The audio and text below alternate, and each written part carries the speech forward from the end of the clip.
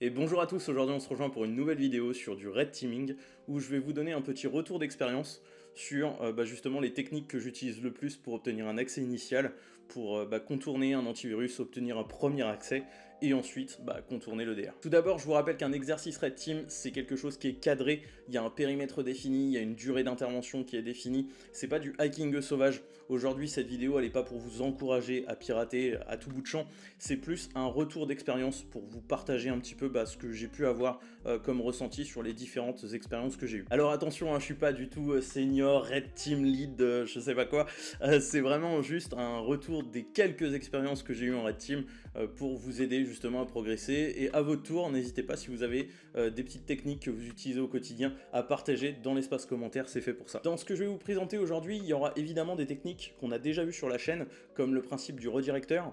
Un redirecteur, pour ceux qui n'ont pas vu la vidéo, c'est en fait un serveur qui va se placer entre votre serveur de contrôle et la victime pour pouvoir en fait être un serveur jetable de façon à ce que la victime n'ait jamais connaissance du serveur de contrôle, elle ait uniquement connaissance du serveur de redirection. Aujourd'hui on est sur une infrastructure Azure, donc c'est du cloud Microsoft. On a une machine virtuelle qui s'appelle C2 Deploy sur lequel on a un serveur C2 qui est installé, donc c'est Avoc. Avoc, c'est un serveur de command and control comme Cobalt Strike, comme Metasploit, comme Empire, comme Covenant, comme plein d'autres. Et pour avoir justement cette partie redirecteur, eh bien on a ce qu'on appelle un front door. Un front door, qu'est-ce que c'est? C'est un peu comme un mini site internet qui va être déployé justement sur un CDN Azure. CDN pour Content Delivery Network. L'intérêt, c'est que c'est un peu comme Netflix, comme YouTube, peu importe où vous vous trouvez géographiquement, c'est un des serveurs les plus proches de vous qui va vous répondre de façon à ce que ce soit assez rapide et que vous puissiez avoir une latence assez faible.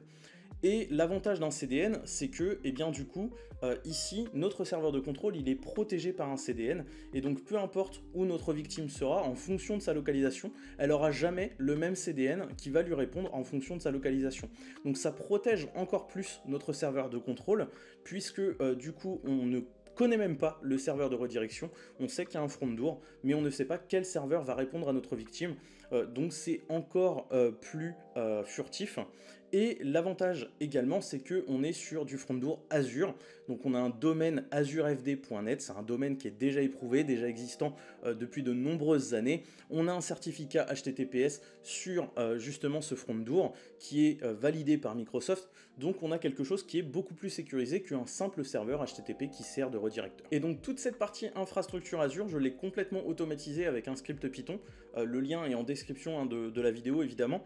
Ce script, qu'est-ce qu'il fait? Eh bien en fait il va se connecter à Azure, il va créer la machine virtuelle, donc le serveur de contrôle, il va installer dessus donc le Avoc, il va ouvrir les ports qui vont bien, il va ensuite créer le redirecteur pour pouvoir interagir avec notre victime de façon à ce qu'elle aille directement se connecter sur notre C2, et ensuite il y a toute une partie personnalisation pour pouvoir justement installer Avoc, et puis ensuite vous ouvrir le port pour que vous ayez plus qu'à vous connecter en tant qu'auditeur sur l'interface Avoc. Et donc une fois qu'on est connecté en tant qu'auditeur sur notre serveur C2, on voit qu'ici on a déjà un serveur listener qui est démarré, donc on a un port en écoute sur le serveur, c'est le port 80.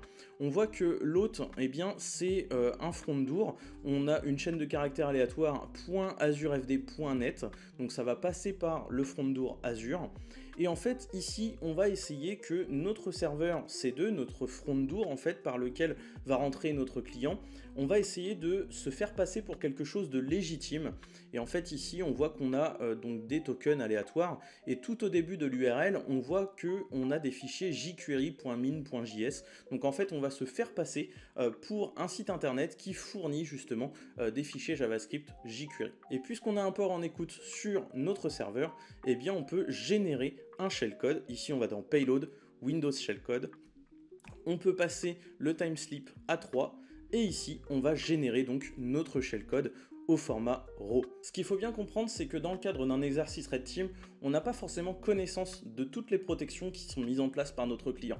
On n'a pas forcément connaissance de l'EDR qu'il utilise, est-ce qu'il y en a un d'ailleurs? On n'a pas connaissance de l'antivirus qu'il utilise, est-ce que c'est un antivirus gratuit, est-ce que c'est un antivirus payant, est-ce que c'est un antivirus managé, est-ce qu'il y a un SOC chez le client? Bref, dans un premier temps, ce que je vais vous conseiller, c'est de pas forcément prendre un char d'assaut pour casser un cure-dent, c'est déjà d'obtenir un premier accès initial avec quelque chose de simple, et ensuite de voir les protections mises en place et là de voir comment les contourner pour passer aux phases d'après, élévation de privilèges, persistance, exfiltration, etc. Faut éviter justement tout ce qui va être les procédures d'attaquant. Un binaire malveillant, généralement, on va faire de l'allocation mémoire, on va modifier la protection de la mémoire pour écrire dedans, on va inscrire notre shellcode, ensuite on va remettre la protection de la mémoire en RX pour exécuter, et ensuite on va déclencher un thread pour l'exécuter. Ça, c'est le plan typique. Allocation mémoire, écriture shellcode, déclenchement de thread. Donc on va éviter justement de rentrer dans cette procédure-là et on va faire quelque chose d'un peu plus légitime, qui semble légitime. Ce que je peux vous suggérer d'utiliser pour rompre un petit peu cette procédure d'attaquant, c'est des fonctions de callback. C'est en quelque sorte des fonctions détournées qui vont vous permettre d'exécuter un shellcode. C'est un peu comme un lolbass, c'est une fonction qui n'est pas prévue pour ça de base, mais vous pouvez la détourner pour exécuter un shellcode. Et ce qu'on va faire attention également, c'est ce qu'on appelle l'entropie. L'entropie, eh bien, quand on a un shellcode, on va forcément l'obfusquer. On va le chiffrer, l'encoder, on va faire en sorte que l'antivirus ne puisse pas savoir qu'il y a un shellcode qui se trouve à l'intérieur de votre binaire. Puisque là, je viens de générer un binaire, enfin un shellcode pardon, avec Avoc. Si je le dépose directement sur le poste de la victime, l'antivirus va sonner dans tous les sens. Donc on va essayer de l'encoder, l'obfusquer, faire en sorte que l'antivirus ne le voit pas. Et donc pour ça, soit on a des opérations mathématiques, type AES, type RC4 ou autre, mais ça demande de faire du calcul. Et ce calcul, il va augmenter ce qu'on appelle l'entropie. Et donc cette entropie, si l'antivirus voit que votre binaire a une forte entropie, c'est-à-dire qu'il y a beaucoup d'opérations mathématiques pour déchiffrer quelque chose, eh bien c'est qu'il y a quelque chose qui est bizarre, c'est pas légitime. Un logiciel, il n'a pas une forte entropie par défaut, il n'est pas censé en avoir, on n'est pas censé faire autant de calculs que ça. Il y a une deuxième information qui peut être intéressante à prendre en compte ou pas, c'est pas une information qui est vérifiée, mais il semblerait que certains antivirus, on ne le sait pas vu que les éditeurs ne sont pas transparents sur la façon dont ils détectent les virus, mais certains antivirus pourraient prendre en compte les commentaires qui se trouvent dans le binaire.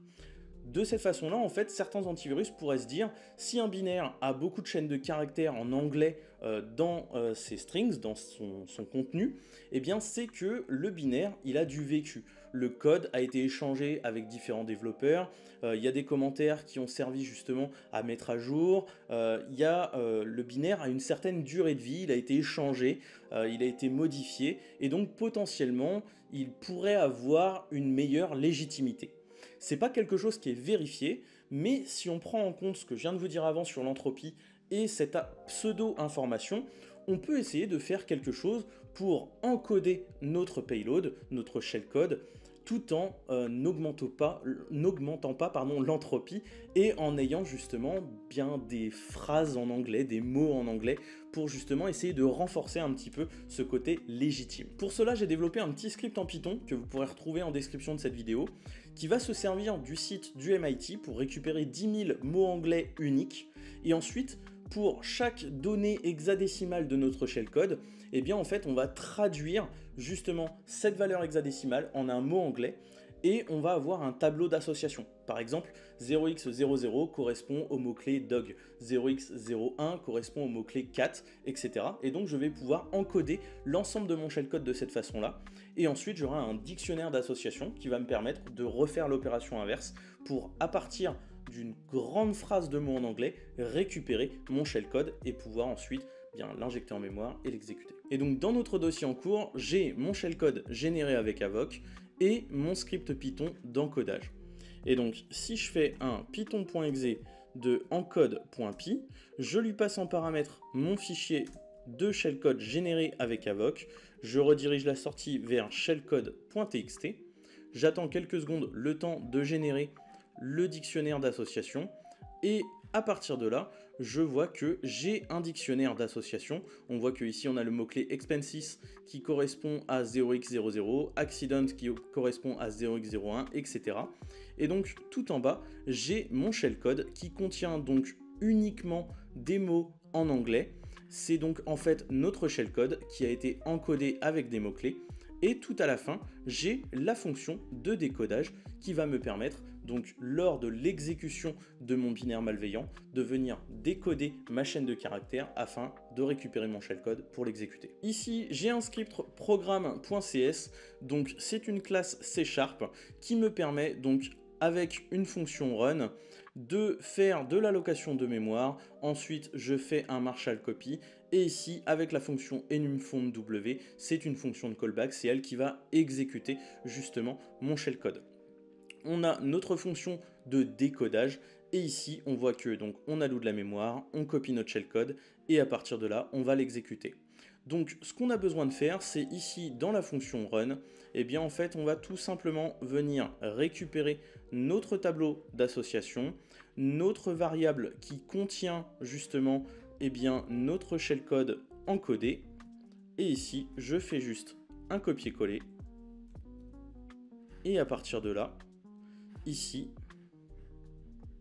on a notre dictionnaire d'association, notre chaîne encodée. Et ici, on pourra donc exécuter notre shellcode. Pour la compilation, rien de compliqué, on utilise CSC, donc le compilateur pour C#. On va compiler sous la forme d'une librairie, une librairie DLL, donc youtube.dll, sur la plateforme 64 bits, et on va compiler notre programme.cs. Ici, j'attends un petit peu, si je fais un ls, on a bien notre youtube.dll qui est existant. À présent, ce qu'on peut faire, c'est héberger notre youtube.dll sur un serveur sur internet. Ça peut être par exemple un autre front door. Et sur le poste de notre victime, on pourra faire ce qu'on appelle de la réflexion .NET. C'est-à-dire qu'on pourra télécharger en mémoire notre youtube.dll, l'instancier, appeler sa classe, appeler sa méthode et ensuite l'instancier pour pouvoir exécuter notre shellcode en mémoire sans aucun dépôt de fichiers sur le disque de notre victime. Pour cet exemple, on a hébergé notre youtube.dll sur un serveur sur Azure. Alors c'est des adresses IP jetables, hein, n'essayez pas de retourner dessus, le serveur sera complètement supprimé après utilisation. Ici, on va télécharger donc notre youtube.dll, on va l'instancier en mémoire, on va récupérer sa classe programme, récupérer la méthode run et ensuite faire une invocation. Et donc, on a simplement à copier ces commandes. Ici, on a un poste sous Windows sur lequel on a un Kaspersky Plus avec toutes les protections qui sont activées. Je n'ai pas paramétré d'exclusion, d'ailleurs je ne sais même pas où c'est, ça doit être ici, voilà. Je n'ai pas paramétré d'exclusion, il y en a actuellement 0. Je l'ai mis à jour normalement il n'y a pas très longtemps.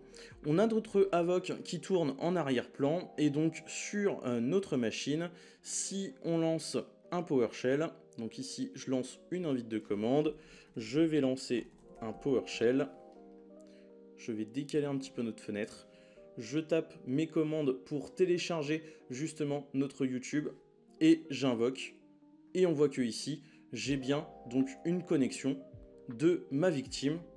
Je peux faire un check-in et donc mon beacon communique bien, ma victime communique bien avec mon serveur de contrôle.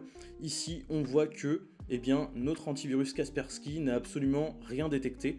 Alors c'est pas pour cibler Kaspersky, hein, c'est parce que simplement c'est un antivirus qui est quand même assez performant par rapport à ce qui se fait sur le marché. Donc c'est pour ça que j'ai choisi cette solution. Évidemment, n'importe quel antivirus est contournable. Je vous rappelle que là j'ai fait aucun contournement, que ce soit de l'AMSI, de l'AMSI.NET, de l'ETW. Donc tout reste encore à faire. J'ai uniquement un premier pied chez ma victime. Et c'est donc maintenant que tout se joue en fait, une fois qu'on a le premier accès sur le poste, qu'on a réussi à contourner l'antivirus. Là, on pourra énumérer les utilisateurs, énumérer les solutions de sécurité. J'espère que cette vidéo vous aura plu. Tous les scripts sont dispo en description de cette vidéo. Ce sera sur mon GitHub. Donc, si vous avez des améliorations à proposer, n'hésitez surtout pas. Faites des pull requests, allez-y. Merci encore d'être aussi nombreux, de soutenir cette chaîne YouTube, de porter de l'intérêt à cette chaîne YouTube. Ça me fait vraiment chaud au cœur. Et moi, je vous dis à très vite pour de nouvelles vidéos. Et d'ici là, portez-vous bien.